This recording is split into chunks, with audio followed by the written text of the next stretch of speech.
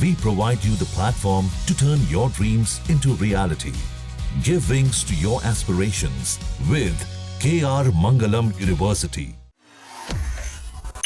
राष्ट्रपति Xi Jinping 2013 के बाद से चीन की सत्ता में सुप्रीम लीडर की भूमिका में रहे हैं। 2018 में जब उन्होंने राष्ट्रपति पद की समय सीमा खत्म करने का फैसला कर दिया था तो उन्हें लीडर फॉर लाइफ तक कह दिया गया, लेकिन कुछ समय से लग रहा है कि चीन में सत्ता परिवर्तन होने वाला है। किसी संभावित उत्तराधिकारी के लिए रास्ता तैयार करने की दिशा में जिनपिंग कदम बढ़ा रहे हैं।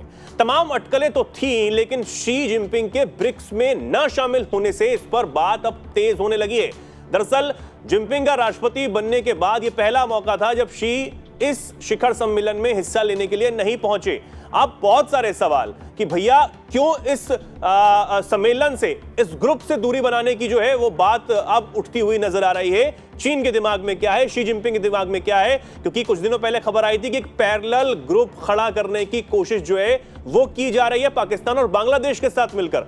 क्या कहेंगे संजीव जी इस पर? देखिए, इसमें कोई दो राय नहीं है कि चाइना के राष्ट्रपति शी जिनपिंग वर्तमान समय में अनेक चुनौतियों को फेस कर रहे हैं, चाहे वो वहाँ की घरेलू चुनौतियां हो या वैश्विक चुनौतियां हो। घरेलू मोर्चे पर चाइना की इकॉनमी अच्छा परफॉर्म नहीं कर रही है।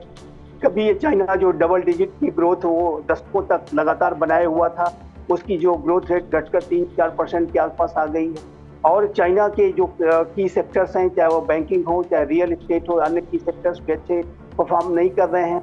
जो बड़ी विश्व की जो कंपनीज हैं वो चाइना से विड्रॉ करने के प्रोसेस में हैं।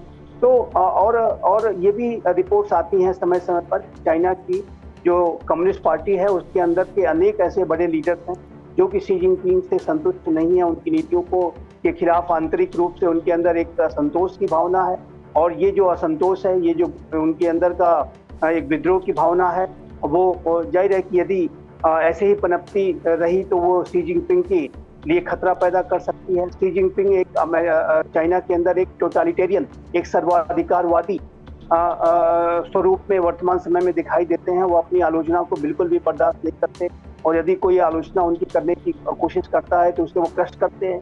तो ये भी कारण हो सकते हैं कि वो अपने आंतरिक सत्ता संघर्षों की वजह से और अपनी टोटलिटेरियन पॉलिसीज की वजह से भी वो संभव है कि वो इस इंटरनेशनल इवेंट पे नहीं आए। और अंतर्राष्ट्रीय समुदाय में चाइना जिस तरीके से अपने आप को एक विकल्प के रूप में पेश करने की कोशिश कर रहा था, उसमें भी वो सफल नहीं हुआ है। तो ये कारण हो सकते हैं। बिल्कुल, बहुत सारे कारण इसके पीछे नजर आते हैं, लेकिन चीन की आखिर मंशा क्या है, चीन में चल क्या रहा है, इस पर अब पूरी दुनिया की नजर भारत समेत टिकी हुई है।